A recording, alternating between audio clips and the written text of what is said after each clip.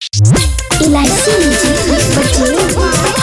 Mixed by दीपक दीवाना। India gate पर का बेटा फोटो खींचबो, दुकान में का हम झंडा खिल देबो। चुप चुप रे बेटा चुप चुप रे बाबू चुप। 26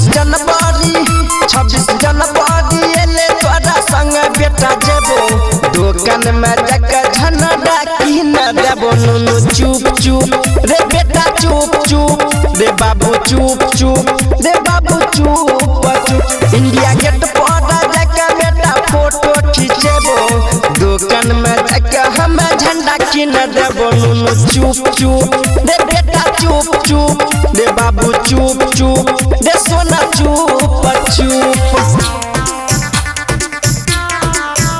इंडिया गेट पर जाकर बेटा फोटो खींचबो,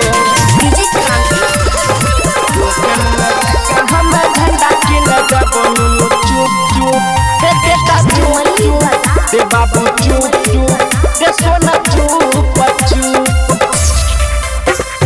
देश के खातिर लड़े वीर जवान रे, झुके नदी हाथी रहंगा के सन रे, रहंगा के सन रे। देश के खातिर लड़े छे जवान रे, झुके नदी हाथी रहंगा के सन रे, रहंगा के सन रे। अपन देश के शान हम बढ़ेबो, हम बढ़ेबो। संग संग जेबो तोरा सबसे हम मिलेबो। नुनु चुप चुप रे बाबू चुप चुप रे बेटा चुप चुप रे सोना चुप चुप। इंडिया गेट पर जाकर बेटा फोटो खींचबो,